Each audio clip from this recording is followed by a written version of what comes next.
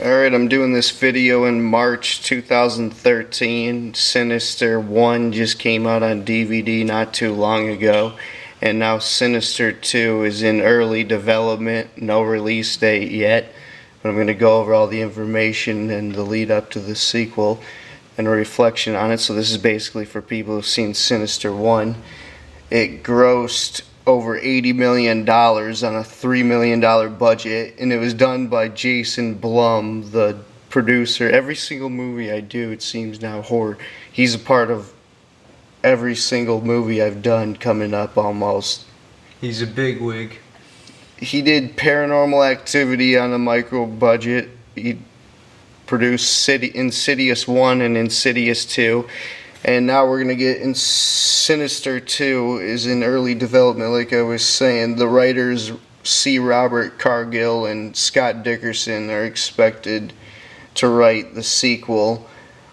And the rest now. So it follows every other movie. It's kind of like a mashup of like 8mm meets The Final Cut meets Secret Window. Because he's like a writer, like he's still drinking alcohol and his wife's talking about. It's a whole bunch of movies put together meets all in one. Salem's Lot meets the boogeyman take of this ancient pagan occult demon who comes and sucks you through a portal of the film if you watch it. It's kind of like The Ring. Yeah, it meets The Ring. So Ethan Hawke's character is is a crime writer who moves his family into this house without their knowledge of murders occurred. Meets Amityville hardcore, because after they leave the house it follows them. That's what happened in the original true story of Amityville and George Lutz and the occult. He moves to the town, it's just filler for the next 45 Click minutes. on our video where we talk about the occult more in depth and how about George Lutz, the real life George Lutz, dampered into it, kind of similar to this. Magic. He's in the devil. So he finds the snuff films in the attic and and he's like, this is perfect. I can write my whole book on this.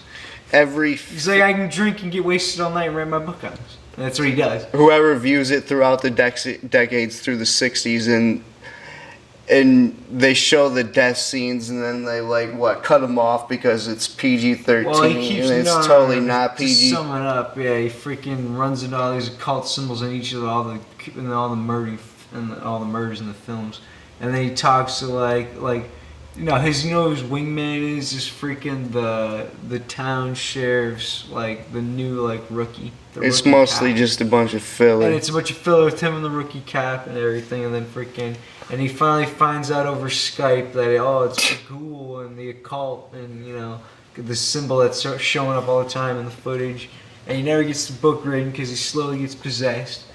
And then the ending is what he wakes up after his daughter he possesses one of the kids from the family to kill, because that's what Bagul does.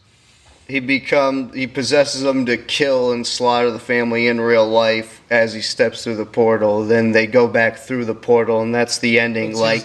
His family gets wiped out, and his daughter Ashley lives, and that's going to be a new family moves in for the sequel. I don't really see Ethan Hawke. Some people were speculating that he would come back, and I was like, yeah, how? He's going to come back through the portal? He's going to fight Bagul? Yeah, he's going to come back as a ghostly figure. No. He once turned down the role of Batman in Batman Forever. Ethan Hawke did. That's when he used to be a huge actor in the 90s. If you're born in 1997 like everyone is on YouTube, it seems nowadays. Yeah, he used to be a huge actor. A stake through the heart of the ghoul. Come back through the portal. Anyways, he's not coming back, but number 2, it's just gonna be filler. So I'll do updates throughout in the description below. Click on the channel VillainNews for more updates. Because it was freaking cutaway deaths the whole time. Yeah, then you find out it's rated R, so you're like, man, this really sucks. Jason Blum, they just let him do everything. He just makes these micro-budget films that just make bank.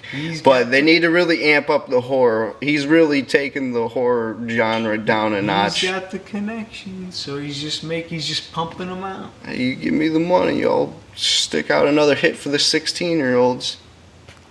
Terrible.